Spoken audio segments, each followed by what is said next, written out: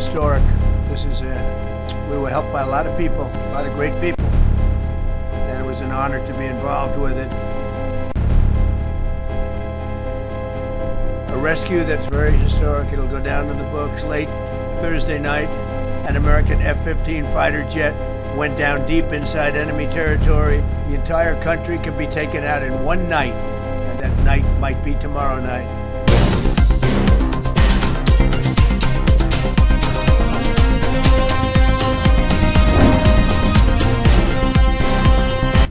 दुनिया एक ऐसे मोड़ पर खड़ी है जहां एक छोटी सी चिंगारी भी बड़े वैश्विक युद्ध में बदल सकती है और इसी बीच अमेरिका और ईरान के बीच बढ़ता तनाव अब बेहद खतरनाक स्तर पर पहुंच चुका है।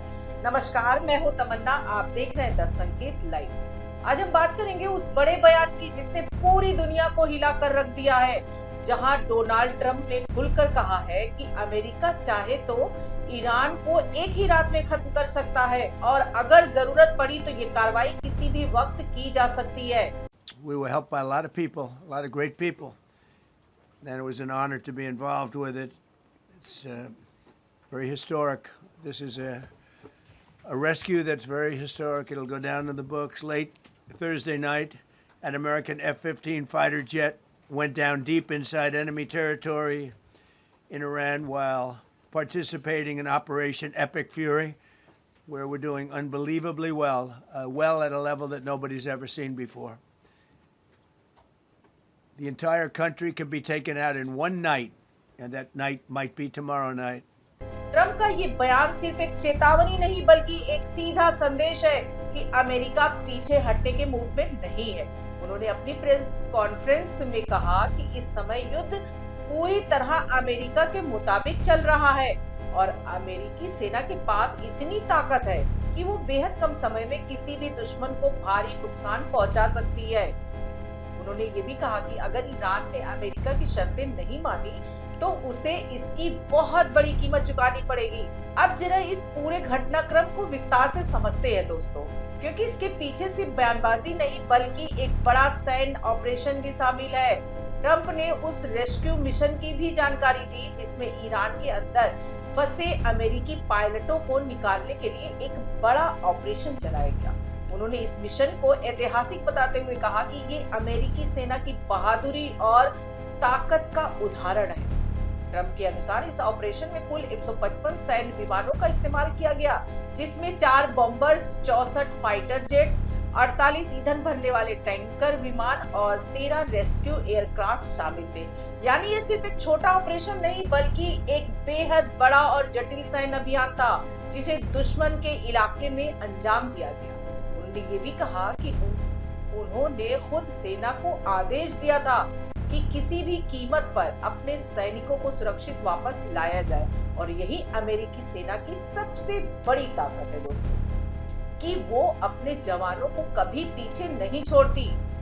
अब अगर हम इस पूरे युद्ध की स्थिति को देखें तो ट्रंप के दावों के मुताबिक अमेरिका अभी तक ईरान में 13,000 से ज्यादा ठिकानों पर हमले कर चुका है और पिछले 37 दिनों में 10,000 से ज्यादा कॉम्बैट फ्लाइट्स भरी जा चुकी है। यानी ये एक सीमित संघर्ष नहीं बल्कि बड़े पैमाने पर चल रहा एयर वॉर है।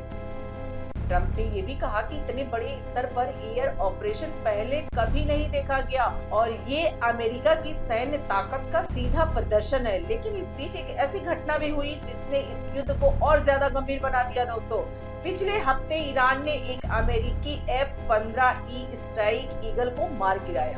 ट्रंप ने इस घटना को स्वीकार करते हुए कहा कि ये पहली बार था जब इस पूरे ऑपरेशन के दौरान दुश्मन ने किसी अमेरिकी पायलट वाले विमान को गिराया। हालांकि उन्होंने इसे ज्यादा गंभीर नहीं माना और कहा कि ये सिर्फ एक लकी हिट थी, यानी ईरान को बस एक मौका मिल गया। लेकिन इसके बावजूद ये घटना ये दिखाती है कि ईरान भी इस युद्ध में पूरी तरह कमजोर नहीं है और उसके पास जवाब देने की क्षमता है।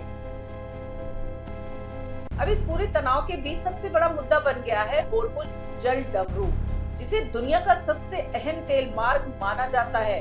ट्रंप ने साफ कर दिया है कि ईरान को इसे खोलने के लिए जो डेडलाइन दी गई थी वो अब खत्म हो चुकी है और इसे आगे नहीं बढ़ाया जाएगा। उन्होंने कहा कि अगर ईरान ने समय रहते फैसला नहीं लिया तो अमेरिका बड़े हमले करेगा और ईरान के पावर प्लांट्स और पुलों को निशाना बनाया जा सकता है। उन्होंने यहाँ तक कहा कि अगर ईरान समझौता कर ले तो ये युद्ध जल्दी खत्म हो सकता है, लेकिन अगर नहीं किया तो हालात और भी ज्यादा खराब हो जाएंगे।